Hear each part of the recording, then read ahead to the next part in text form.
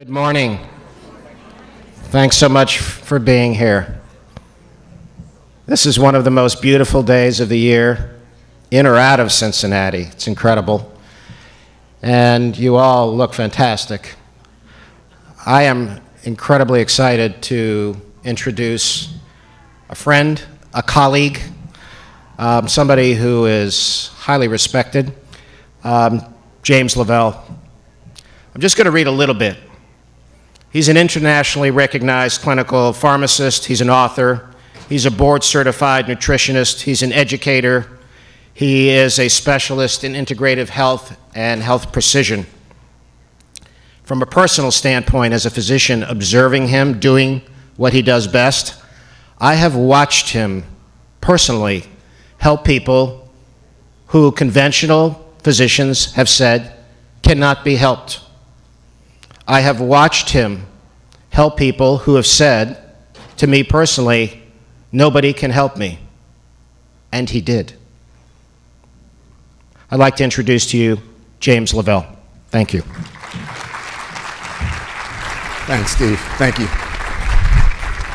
All right, well, we're going to have some fun because we've only got 45 minutes, and usually I just get out the first three sentences because I move kind of quick. So we're going to get rolling. I got to say one thing.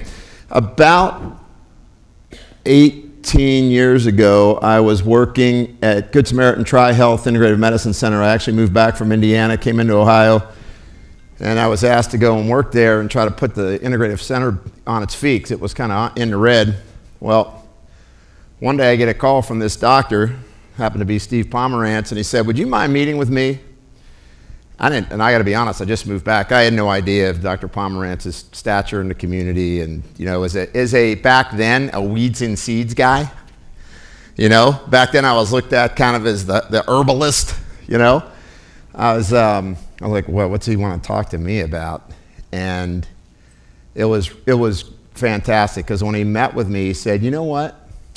A lot of people haven't figured out that integrative medicine matters, but I want you to come in at ProScan and develop a program there." And we developed a program called Living Longer, and we developed an institute that was dedicated to interdisciplinary care, meaning nutrition matters, mindset matters, exercise matters, your metabolism matters, good medical care matters, it all matters.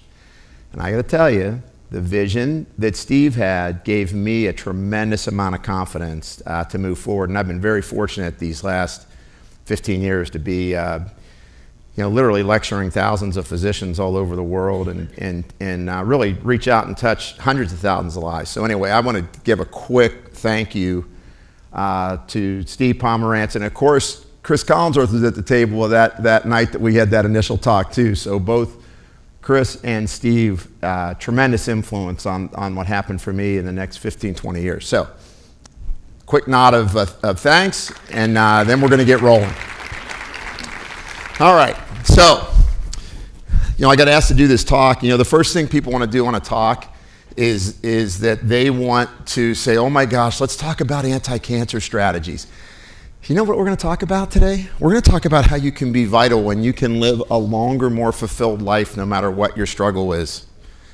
I deal with people with autoimmune disorders. I deal with people that are getting ready to get their colon cut out. I have people that have mental illnesses. Everybody is struggling at some area, and there are some core things that you can do to change your life. Now, if it was easy, everybody be sitting in this room happy with the way they feel, happy with the way they look, having no problems, sleeping well through the night, and my gosh, they are not craving that bag of potato chips at 5 o'clock. Right? So the thing I want to share with you is, I bet if you have a great family, it was because you worked at it. And I'll bet if your family or yourself have a fantastic business, I'll bet you worked at it. And I'm here to tell you, if you expect to have great health in your life, you're going to have to work at it.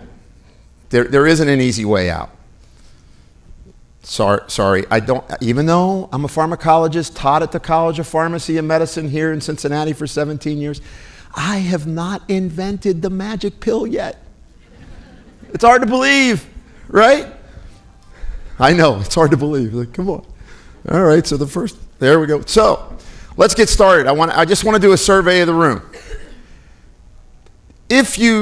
I'll just have you do it, raise your hands. Do you feel vibrant throughout your day? You wake up, you feel great, you get through your day, you feel resilient, and you go, man, I just feel good. Raise your hand. Raise your hand. Okay, I got a few. All right, good. Do you get 7 to 9 hours of sleep a night? Restful through the night? It's not bad. Usually that's not as good. How about this? Do you feel overcommitted in your day? It's weird. Sometimes I ask questions and everybody's hands go up, and when I ask these negative questions, people's hands go like this. And then when it's a positive question, they go like this. It's weird. I don't know why. Do you crave comfort foods? 2 hands up. There we go. There's somebody that's being honest. Yeah, oh yeah. Where's that ice cream bucket at? You know, oh, was that more than 1 serving? I thought a pint was 1 serving. And you know, it's interesting. You know, you'll talk to people about cravings, and you'll go, okay, so yeah, I got to have that cookie. Okay, so you had a cookie. Yeah, you know what? I really don't like odd numbers, so I ate a second cookie. And then I thought about it. I have 3 kids, and that means I should eat 3 cookies. And before I know it, I want to take the cookie and I'm going to rub it right here because it feels just so good. Even though my belly told me to stop, my brain's telling me, eat the stinking cookie. Right? We need to talk about that because that's about stress eating, and stress equals changes in your immune system. We got to get to that. Are you confused about how to eat? Oh, I'm going to eat paleo, I'm going to eat vegan, I'm going to eat pescatarian, I'm going to eat metro paleo, I'm going to eat vegan paleo, I'm going to eat low carb ketogenic, I'm going to eat modified ketogenic. I think right now, maybe we should all become breatharians. We're only allowed to breathe to eat. We can't, because everything else we just don't know. The next one is, does your brain ever feel foggy or slow? I always tell people, do you feel like you're pushing a thought through Jell-O sometimes? Yeah? How about that? Let's see, raise hands. Oh my gosh, I hit the jackpot. There we go. Now we're talking. So, wrong way? Okay. So here's what today's about. We've only got a little bit of time, but what got me here? Where are you today? What type of diet do you have? I don't like talking about diet. People will start a diet on the internet 4 times in the course of a year. That's not diet, guys. Diet needs to be a part of your lifestyle. You're trying to promote a way of living that's going to be good for you and for your family. That's diet. What's your stress levels like? A lot of people don't understand the impact of stress. Stress isn't just something like, oh, I cope with stress great, especially if I take my Xanax. Right? I sleep great. You can't believe how good Ambien is. The problem is, guys, you should be able to have that right without that, and when you don't, it's telling you something about yourself. All right? And I'm not against drug therapy, obviously. I believe in modern drug therapy, just like I believe in the wisdom of botanical medicine and a bunch of other therapies. I'm a whatever works, guys. It's called the eclectic medicine movement, started by John Uri Lloyd, who founded the University of Cincinnati and has the largest collection of botanical medicine information in the world, right here in Cincinnati. Did you know that? You have the most significant library in the world on botanical medicine research right here in Cincinnati downtown. Pretty amazing, right? Cincinnati's fostered a lot of this over the last 150 years, actually. Next thing is genetics, and I'm here to tell you, look, genetics are important. Where we're doing a lot of research right now are called metabolomics and proteomics, meaning it's one thing to get your genes. It's another thing for your genes to get acted on because of your diet, lifestyle, and what the environment does to you. Right? So it's not just about you're not doomed because of your genes, but it doesn't sometimes help you. Right? So just keep that in mind. And of course, the other one is drug history. It's interesting. Been fortunate enough, I've written 4 databases on integrative medicine, and a couple of them used in hospitals actually by the Lexicomp database. There's a new database that we're doing right now called Drug-Induced Microbiome Disruption. That's a big one. But what that means is we now have figured out, after tracking it over the last 4 years, there's about 25% of drugs that are on the market that alter your microbiome. And so your microbiome everybody's listening to because it's such an important part of how your immune system works, how your gut communicates with your brain. So not that, once again, it's not that drug therapy is bad. It's, well, if I'm going to be on this drug therapy, what's the countermeasure? How do I help myself, right? So genetics, drug history are important, but the real thing that we're trying to do is build resilience. I want you to be resilient. It's important that you feel good. It's important to me anyway. I want you to feel good. And you do that through emotional stability and emotional resiliency, building a great diet, understanding that maybe you can't get everything you need from a diet. I still have to fight the big fight of, are dietary supplements really effective? I mean, well, I don't know. There's only 1 million papers published on it at this point, literally. So I can't tell you. Maybe not enough sample size. And then, of course, lifestyle is important. So people want to say, oh, I go to yoga lattes and do Zumba classes, and then I finish with Orange Theory. Good, kinda. It's about balance in your life that says, I'm going to manage my stress as best I can. I'm going to eat the best I can, the best you can. Everybody can't do things perfect, right? We're here about doing things. What I want you to do, hopefully, is come out of my talk today and take one thing with you that changes your lifestyle. If you can get more than one thing that changes your lifestyle, I'm going to be super happy. But we got to get one. And then, of course, environment's big, and a lot of times we don't have control over the environment, but you have to realize, we live in an industrial world, and these industrial byproducts do affect our health, and the more we can stay in check with that, the better off we're going to be. All right? So, what's your metabolism? I want to set the mark for this. Metabolism isn't about, oh, I'm skinny or I'm fat. Because we've already disproven it. We did a big program with Lifetime Fitness, 240,000 lives. We tracked their weight, monitored what they were doing before we engaged in really correcting their metabolism. And guess what? We figured out that metabolism was more than how many calories you ate and how much you exercised. How many of you have watched your calories, exercised, and did not see the scale move at all? Raise your hand. Look around, guys. How frustrating is that? Pretty frustrating, right? So really, when you want to think of your metabolism, what you want to think about is that it's the sum total of all the metabolic processes, all the biochemistry going on in your body right now, the sum total of who you are, that drives where you are today, and then it's going to make you end up somewhere in your future with that future health. It's a process. It takes 10 to 15 years to become diabetic. It doesn't happen overnight. Cancer doesn't happen overnight, right? Autoimmune disorders don't happen overnight. So the reality is you have control. This is about empowering you and about you making changes. Now, I have to give you a little bit of groundwork. So what's the work that I do? I do something called systems biology. And what that is I believe your body works in a network. That you're not just a liver, you're not just a pancreas, you're not just kidneys, that there's this communication network. And all of healthcare agrees with this now. I mean, this isn't something revolutionary now at this point.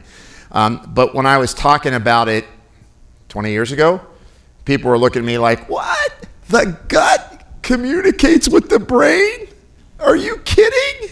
Ha! Lavelle, he needs better communication with his wits. Right? It was a little weird to say the stress bone was connected to the blood sugar bone was connected to the thyroid bone, meaning that when you get under stress, your blood sugar goes up, and when your blood sugar goes up, you start to create more inflammation in your body, and you start to store fat, and your thyroid hormone goes down, and so you go from the vitality you deserve to now feeling fatigued and gaining weight, and you can't figure out why.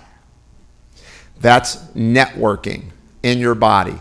It's kind of the same thing as if you were in the house and you had a circuit breaker box that blew and you kept going to the light in the living room and turning it on, and you're going, the light's not going on. Here, let me hit that switch again. Let me hit that switch again. Let me hit that switch one more time. Eventually you figure out it's not the light bulb, it's not the switch. But first thing you do is, I'm going to put a light bulb in. The light bulb's out. You put a new light bulb in, it still doesn't turn on. Now you go to the circuit board and you go, oh, I blew a circuit. So understanding that your body works in concert is incredibly important. And this is a pretty complicated, I drew this back in, I don't know what this was, 2003. We were over at ProScan at the time when I put this together. Basically, if you look at the top, diet, drugs, exercise, environment, genetics, stress, and previous disease all affect who you are. Now, I'm not here to decipher this whole thing. I put this up for a reason, to get you to think about how is it that our body actually works. So all these things at the top influence what goes on in your body. So let me just do a little example of that. Look at you, Helen. Hi. Only my favorite lady in the universe, next to my spouse, I have to say. I do have to make sure I get that right, but boy. All right. So we're going to talk about stress, because I think stress affects people the most. But I've got that little circle in the middle. So you could eat perfectly. You could go and do meditation 3 times a day. But you could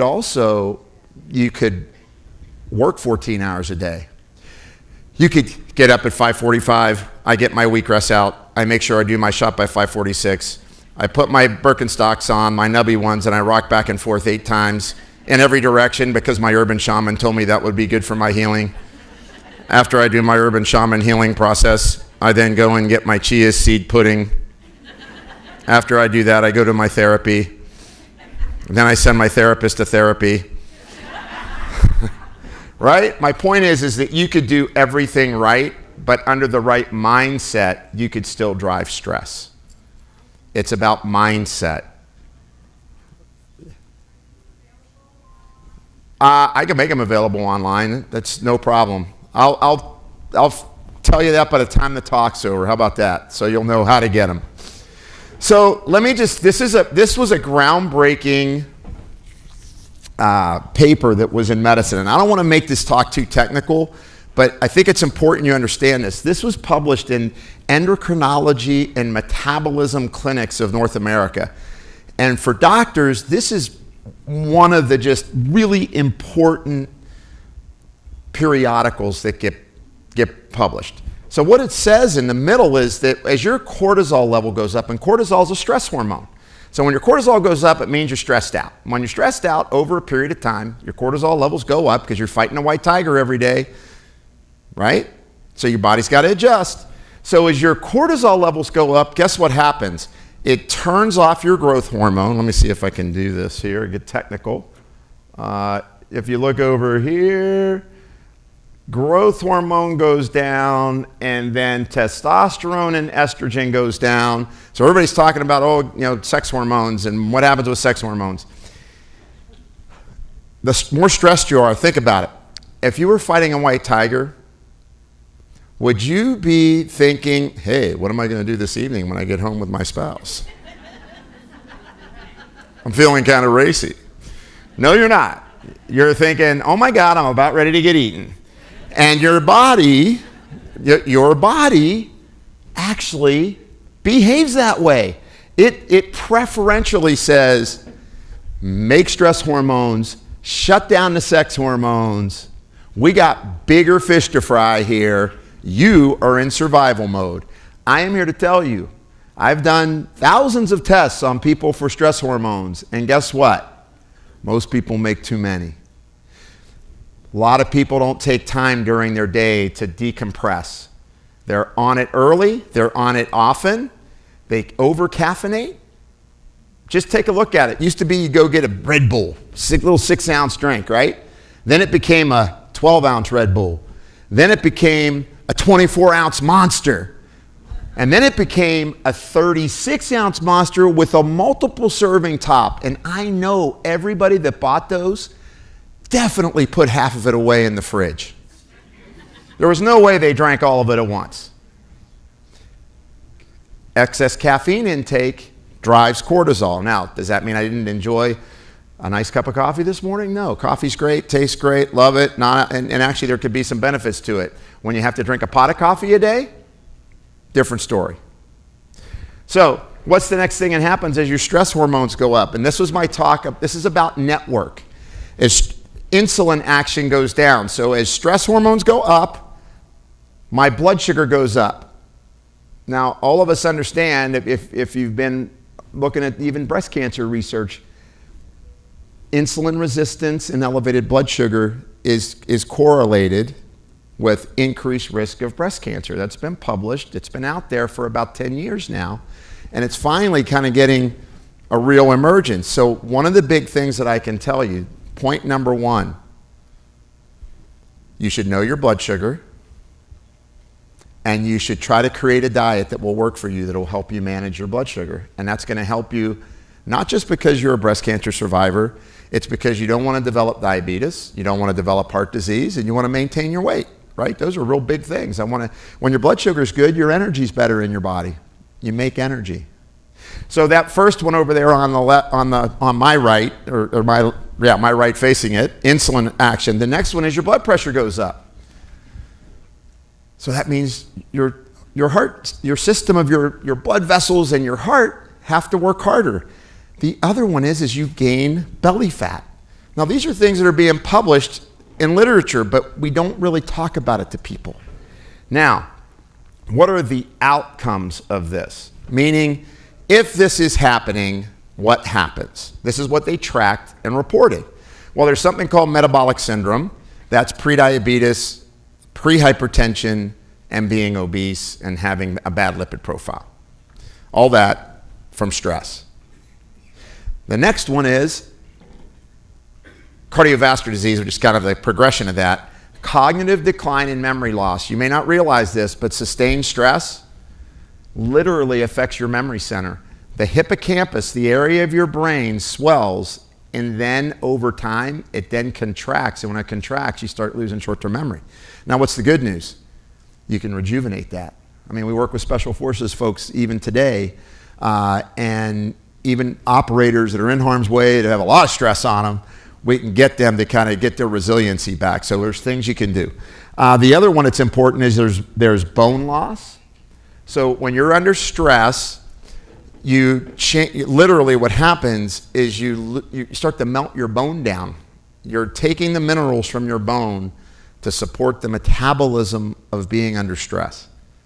Remember, your body will rob Peter to pay Paul because Paul's who matters, meaning that your life is the most important part of your existence. But how it shifts, now that's different. All right? Okay, and then other things can happen. You can get more fractures, you can lose muscle mass, your immune system can get compromised. I'm going to go into that just a little bit more. Remember, your body is supposed to release stress hormones in the day. So you see how in the morning you're releasing stress hormones, and at night you're not supposed to release hormones, stress hormones. And all of your hormones work that way. Everything in your body works by a rhythm. Even the way you eat. We're going to get to that. I want to make sure we get to circadian eating because I think it's really important. But the one thing's for sure, the more we push into the night, the more we alter the natural rhythms of our body. Now, does anybody remember growing up where your parents would hang you upside down from a cave during the day and then only let you come out at night to feed? No, nobody's got that. Wow, I ask these weird questions, I know. So, you know what that means? We're not nocturnal beings. And if you're looking at endocrinology today, everybody's talking about pulsating or pulsatile rhythm of hormones. Your body releases some hormones during the day and some at night. And guess what? When the day hormones get released at night, that's a problem. And so for people that work night shift, very commonly known, they have higher all-cause mortality risk they're at higher risk of illnesses just because when you work night shift, you got day hormones on when night hormones are supposed to be on, and we don't really understand we're not supposed to be hanging from that cave during the day and we're out at night. That's what happens. All right, so I'm going to tell you it's important to understand this concept. If you say to me, oh, I'm a night owl, you know what I go? Oh no, I got work to do, right? Because I got to re-entrain your nervous system to say it's okay to sleep at night and stay asleep. This is what your cortisol should look like. Here's what happens as people get deranged. This is a sample of a urinary cortisol looking at morning, noon, late afternoon, and bedtime. Your cortisol should crash at night so you make melatonin. Melatonin is very protective in your case, for those of you that are survivors. Melatonin is important for breast cancer protection, right? And that you've seen the studies that showed that low melatonin was correlated with increased risk. Well, basically, let's put it this way. When you don't sleep well through the night, you're more prone for diabetes, you're more prone for heart disease, you're more prone for cancer. It's not just, women with breast cancer history or at risk should be concerned about this. The reality is when you end up like this, you see how that changed? Take a look. We go from here to here. When you flatten your cortisol curve, meaning your body thinks, I have got a white tiger chasing me from morning to night. When this flattens, let me show you a pretty interesting study that was published. And I got to tell you, I live a pretty darn busy life. I was in Nashville lecturing 8 hours a day, a group of 900 physicians. For the last 5 days, flew back to California for a day, picked up my spouse, and came flying back here.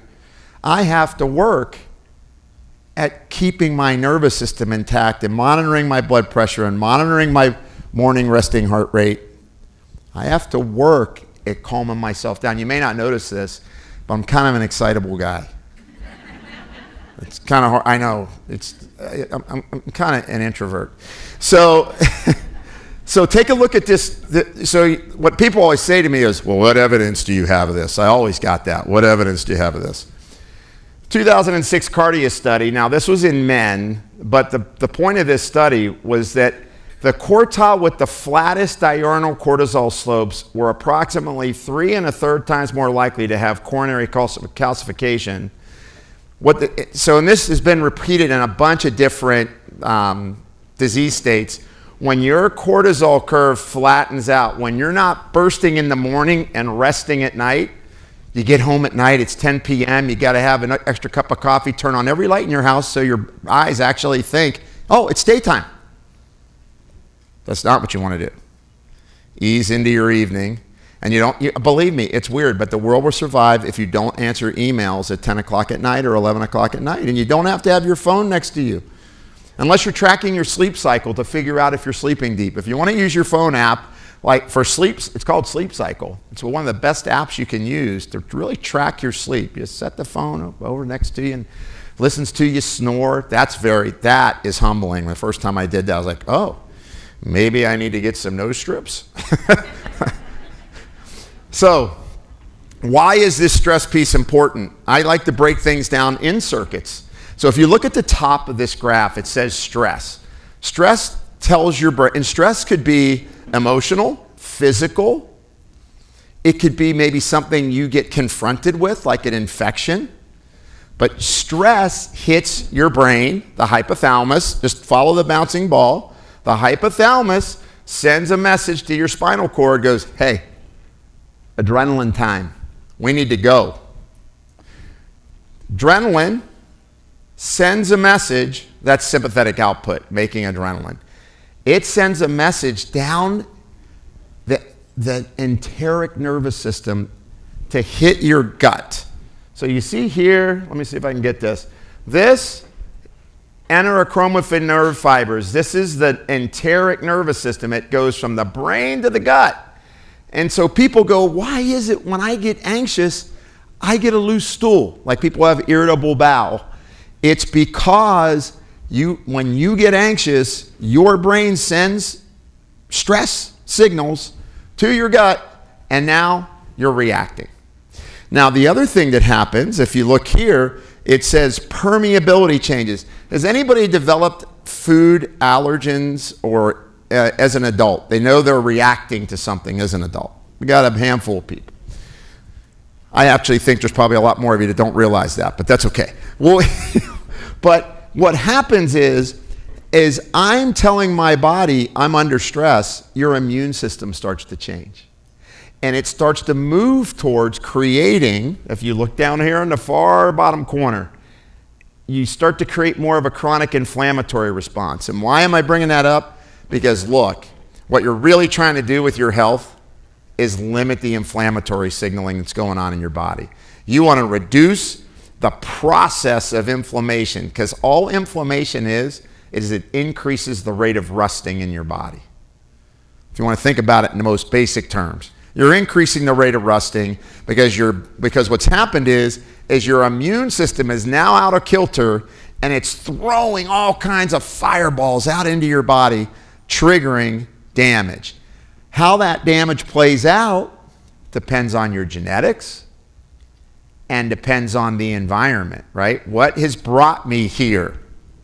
And now, because I'm stressed out, because I've maybe haven't eaten healthy, I've eaten a low fiber diet and lots of sugar and maybe lots of saturated fat, so now my gut microbiome isn't as resilient as it should be, and now I add the stress to it, and now I got problems. So you see, most of the time, problems don't occur in a vacuum. It's one thing if you have an acute trauma, right? You get in an accident. And I would even argue with you that I like to think of a term as metabolic reserve. How well are you when that acute trauma occurs could actually guide how well you even come out of that. But for most of us, when the problem hits, it's just a tipping point, guys. It's that tipping point where we kept putting in just another little piece of that lifestyle or diet or stress or environmental burden or whatever it is. It's that bucket that finally flowed over. And it's not about it being your fault. And it's not about you just didn't know. It's about the fact of, all right, this is where I am. Now I need to empower myself to unwind what I'm doing that's not good for me. And now I have to move to things that are really good for me, right? So that's kind of where we want to go. So this is kind of, once again, when we talk about your gut, this is a pretty complex slide. I don't want to spend much time on it. But if you think of this, your gut layer, your layer of your intestine that absorbs everything, is one cell layer thick.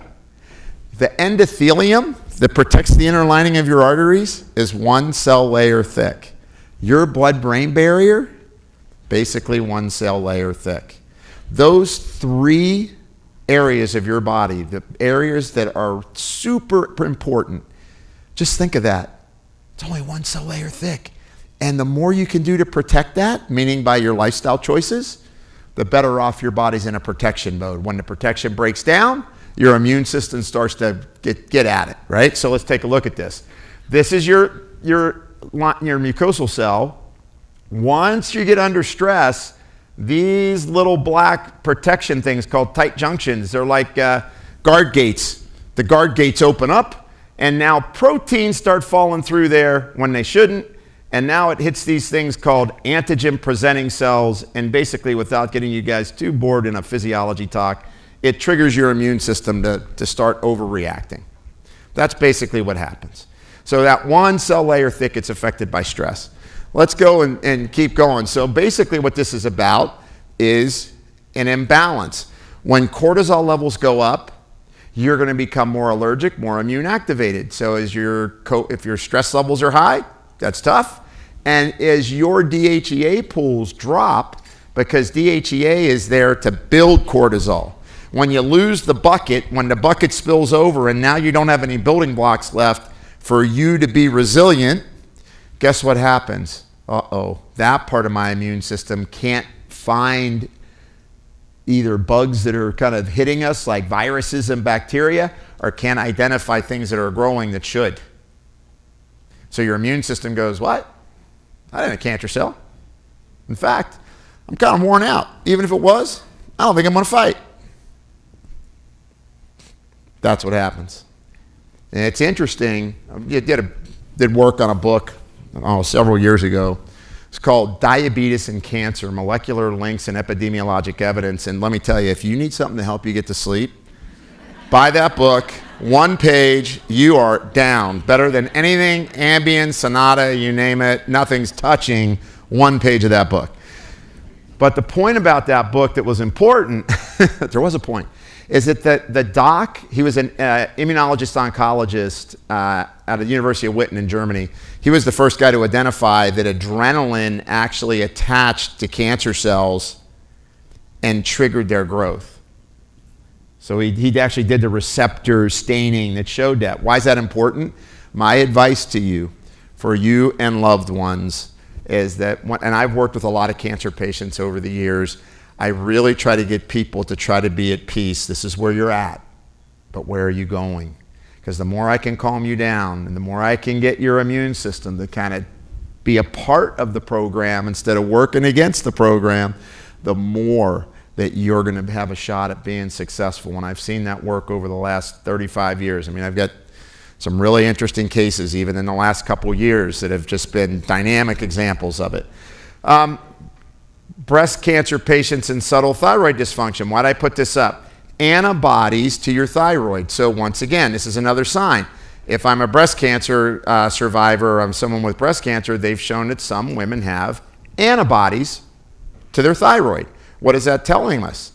Once again, if I'm a network guy, I'm going, oh, the immune system has gotten so disrupted that now it's affecting this organ system over here. It's the only reason I put that up is remember, so blood sugar matters. If you're insulin resistant, it matters. If you're overweight, it can matter. And guess what? If your immune system, if you're in an autoimmune type stance, it can matter. So your game plan, I'm not trying to scare you, I'm trying to let you know what's cool about your body, it can always reset. You can work at it. You can reset these things. And then, of course, this sleep piece is important.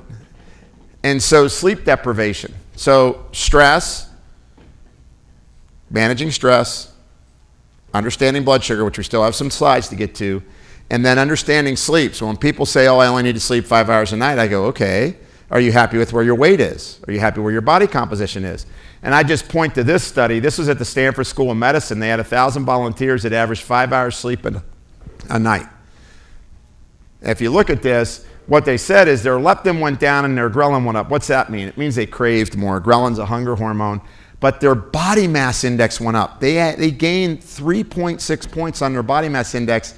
But the most important part is right here. Regardless of the subject's diet and exercise habits.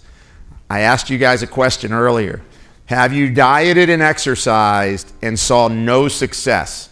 And a great many of you went, yeah, that's me. That's me.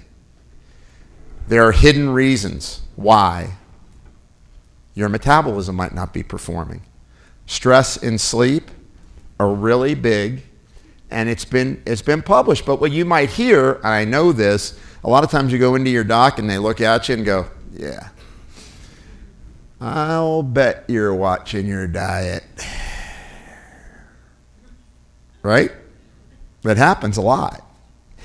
And it's tough because in general, calories do matter. But what even matters more is the quality of your calories. So you got to watch how much you eat. You can't eat all the, legumes are good for me. I'm going to eat 3 pounds of legumes. That's not good. You may need a lot of Beano too. Who knows? You may need to eat some Beano. But the point is it's about quality and not necessarily the quantity, but it is kind of quantity too. And why do people have trouble sleeping? Once again, I want to get back to this central theme of where did I get here? This is called the hyperarousal. Let me stop that for a second. Doesn't want to stop. Let me hold on. Is that going to make it stop? No, nothing is. Okay, I'm going to do this a lot. Get you guys really, maybe a little motion sick or something. That's crazy. Hyperarousal hypothesis. Basically, just so you understand, when I try to help people get to sleep at night, you know what I do? I get them to manage their stress better during the day. because your brain takes on too much stress and cannot unload it at night. So it's called hyperarousal. A lot of people felt overcommitted during the course of their day. And I know these things sound basic. Are you going to help me out? Yeah? I'm not going to have a clicker anymore? I get to keep talking? Okay. So my point is, these are concepts that are really, they're driven in healthcare. If all I do is give you an Ambien at night, and you keep having a crazy day, how much have I helped you? And I'm not blaming anyone. I'm not saying, oh my gosh, medicine's bad. All I'm saying is, what I'm going to ask you to do, empower yourself to manage your day. As hectic as it is, I understand. I have a hectic day too. But I do breathe a couple times a day, 2 or 3 minutes, take deep breaths, just a couple minutes, reset that nervous system. It's really important, really important. Oh, okay, sure, you fixed it and now the clicker doesn't work. This guy's just throwing curveballs at me left and right. I'm pouring cortisol out right now. There's two sides to your nervous system. I want to make sure we get done on time here. There's 2 sides to your nervous system. One's called your sympathetic. The other is cholinergic. We actually did a study, Dr. Pomerantz, if you remember, we did a study where we took people who were complaining of short-term memory loss, and we scanned their brains and looked for glutamate versus acetylcholine. Acetylcholine is your molecule of memory. Nobody's eating liver, nobody's eating chicken livers, nobody's eating organ meats in our culture these days. It's just not kind of in anymore. And where else are you going to get enough choline? We gave people choline. They all were complaining of minimal memory loss, all ages 55 to 70. They were cross-matched, all male and female. We gave them phospholipids for 1 month. Dr. Pomerantz re-scanned them, and he came back to me and he said, well, what'd you give them? And I said, well, we put them on phospholipids. And he said, all their acetylcholine levels went up and their glutamate went down. Meaning that the molecules of excitation that excite your brain and kind of lead to chronic inflammation in your brain went down, and the molecules of memory went up. Kind of neat. So you can empower yourself once again. Now, how could you do that? So if you look here in the middle, cholinergic tone, if you have less cholinergic tone, you guys hear about heart rate variability now and measuring your resting heart rate. That's what cholinergic tone is all about. If your resting heart rate is low, your nervous system is more imbalanced. If your resting heart rate is high, it means you're running from white tiger. So this is important, and you can correct this through breathing. You can correct it through maybe eating more egg yolks. That's right, I said something dirty. Egg yolks aren't bad. And if you don't want to do that, you can take phospholipids like phosphatidylcholine, and that will help to give you those nutrients that you need. All right? Now, I want to mention it because I always give too many slides and I never give you guys enough tips. So the first thing I did was told you to empower yourself to limit your stress response. Are you familiar with box breathing? I'm not going to tell you to go take a meditation class, go do a yoga Pilates class for 45 minutes, because the first thing people say to me is, I don't have 45 minutes, you don't have any value to me. Right? As soon as I start to infringe on too much time, I know I'm going to get there with somebody though. I'll get them to take that 45 minutes, but I got to get them to take 5. So box breathing. 4 seconds in, 4 second hold, 4 seconds out, 4 seconds hold. That's called box breathing. We use that technique with my NHL players, my NFL guys, everybody. I teach everybody that technique.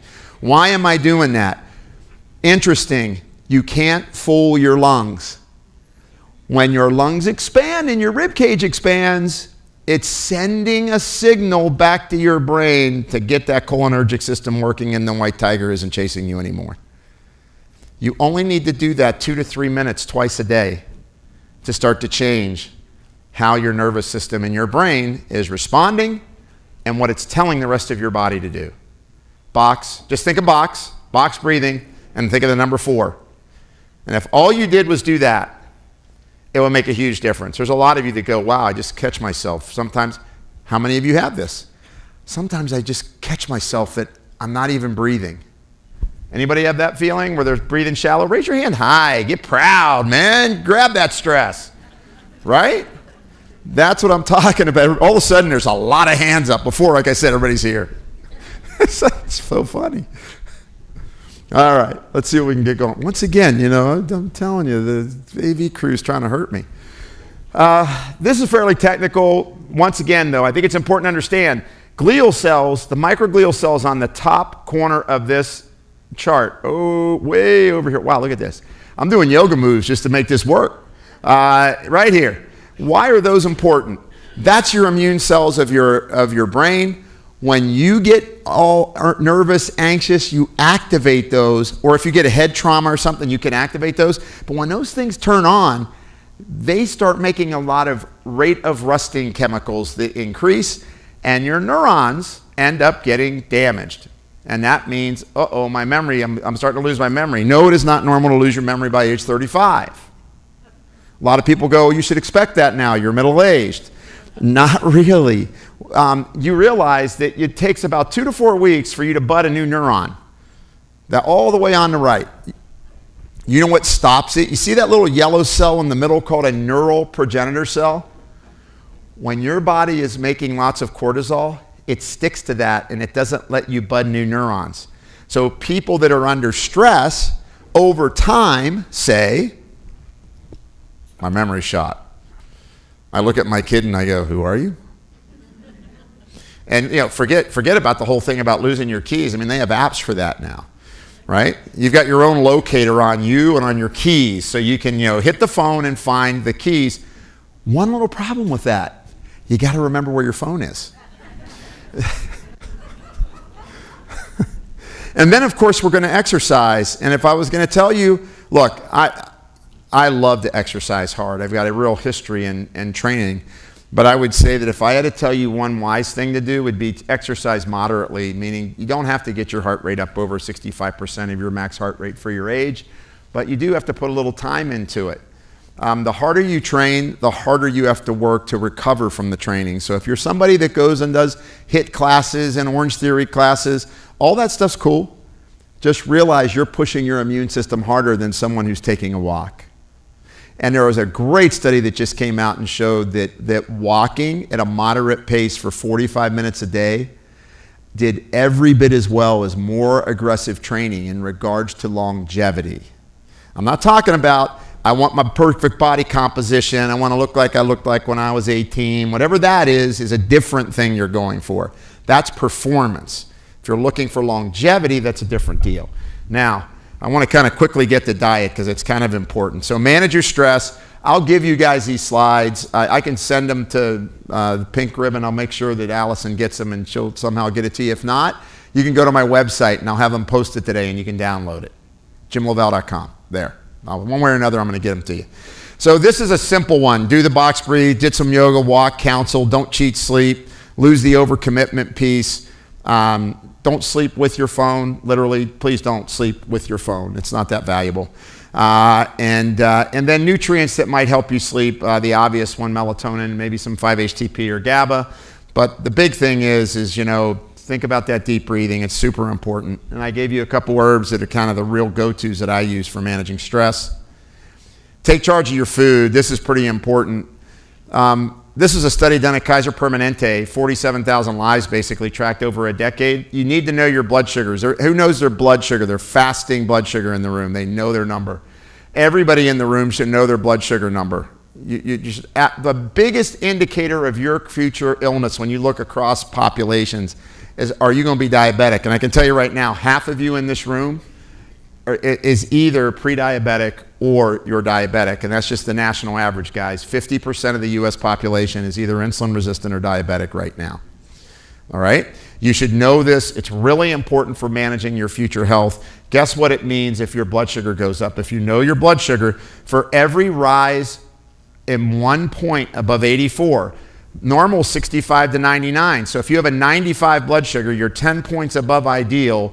10 points above ideal means you have a 60% risk of developing type 2 diabetes over the next decade. And you know what you're told basically if you go into your doc and you have a 95 blood sugar is you're normal. Last book I wrote, Your Blood Never Lies. You have to realize, just like you don't get a disease overnight, Your blood values may be trending and changing, and it's giving you clues. It's dropping the breadcrumbs saying, uh-oh, where am I? And it's your opportunity to say, before I cross the line, and believe me, I was pretty motivated by this. My grandmother was a fingerless, toeless, blind diabetic. All my uncles, all my aunts, big Italian family. Well, big Italian family that were all 5 feet tall. They're very little guys and gals. But, I mean, my father's been diabetic for 48 years.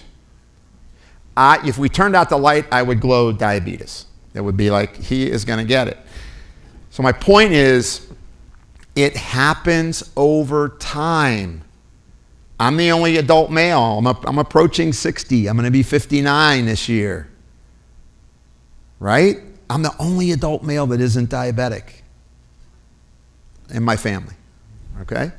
And I got to work at it. Well, thank you, but it's a lot of work. I'm just telling you, it's walking 45 minutes a day, watching what I eat.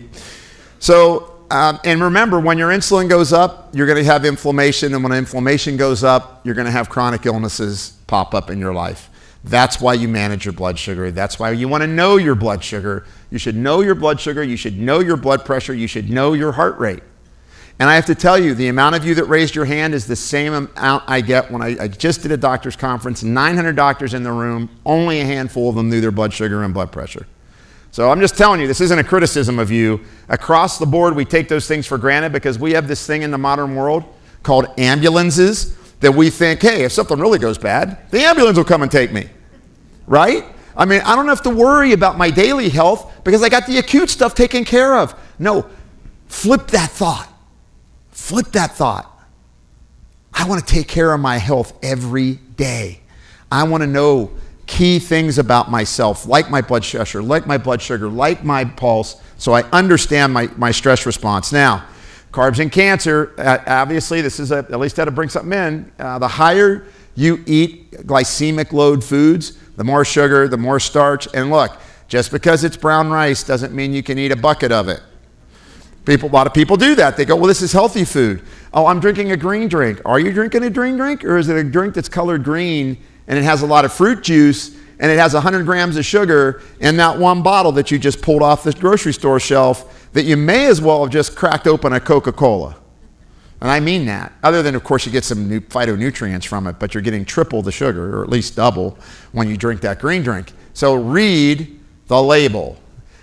Eating too much. And I've been very empathetically brutal when I say this.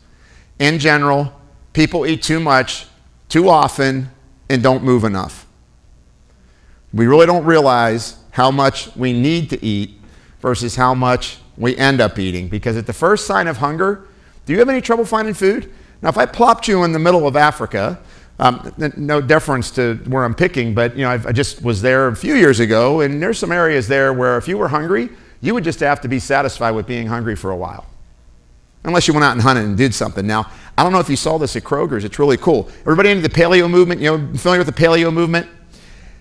They're instituting this now. It's just out west. It's not here yet. But they have a weighted grocery cart that you set the resistance so when you're pushing to get your food, you can reenact as if you were out hunting. Don't believe me. Please don't believe me. And then the other part is, did you see where they have the meat on a conveyor belt now, so you have to actually reach and run for it? That's modern paleo dieting. And I always thought about paleo dieting, it's like, wait a second, what's my control for that? Because when you think about it, how long did Paleolithic man live? About 29 years. So I think I got to at least modify that Paleolithic thought. So, but I do believe people eat too much, they eat too often, and they don't move enough. And here's the circadian clock. I want to make sure I finish up on time here, but here's a couple really important points. You're supposed to eat during the day and not eat as much at night or not eat at all at night. Now, if you're a diabetic and you have to alter your blood sugars because you're diabetic, you're taking insulin, please exclude this from that because you're going to have to manage your blood sugars. But in general, your body is set up, just like making cortisol in the morning and melatonin at night, you are set up to take in calories during the day and not eat at night. How many people eat their evening meal after 7 p.m.? Raise your hands. High. Yeah, there we go. See, half the room. That's what I'm talking about. You're not designed to do that metabolically. It just isn't the way it is. And I know when I go to New York, people hate me when I talk because, they don't even begin lunch until 10 p.m. And they've had 5 meals before that. It's small courses. And then, when we talk about circadian eating, why is this the case? Just like all the hormones that we release in the 24-hour clock, we have to eat during the day in order to fuel our body. And at night, I just have all the little things that happen to your body at night. Your body's supposed to take that food you took in during the day and repair your body. When you eat at night, you lose your repair. Your body goes, oh, I need to feed. And once again, nobody's hanging from a cave during the day hours. So your body, it's eating a day, not at night. There's different kinds of fasting. Is fasting really great? There is some evidence that fasting is important. In fact, got some great data on fasting. There's a product that's coming out of the Keck Center of Medicine at USC called Chemo Leave, which is basically a restricted calorie diet 5 days before a patient does chemotherapy and they get enhanced outcomes. So what they're finding is that you increase your stem cell output and you get rid of a bunch of waste proteins. You eat up things that don't belong in your body anymore before the treatment. And that's going to be a medical treatment, part of a medical treatment that's going to be launching soon in that arena. I like time-restricted feeding, meaning time-restricted feeding is another term for, I don't know if you've ever heard this, 3 square meals a day. Have anybody ever heard the term 3 square meals a day?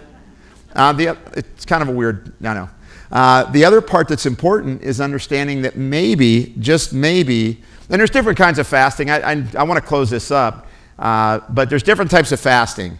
I would say most types of fasting fail, because people they eat too much on their day they're supposed to fast. They're supposed to eat a little bit, and they always eat more than they should. And then on the day when you're allowed to eat whatever you want, you're worried about the day where you're fasting, so you eat too much too. So you eat too much on the day, you got a fear that you're not going to have enough the next day.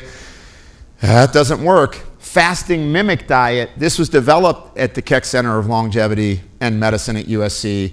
And basically what they do is they mimic the metabolic effect of fasting by restricting your food and having you get really low protein for 5 days. It changes the chemistry of your body. It stimulates stem cells. You should look this up. This is really probably the most exciting thing.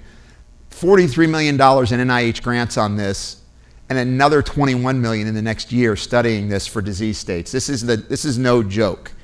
All right, this is done by leading scientists at the Center of Medicine at University of Southern California. So they restrict your food for 5 days. If you want to know what that is, if you wanted to look it up, it would be called Prolon, Prolon.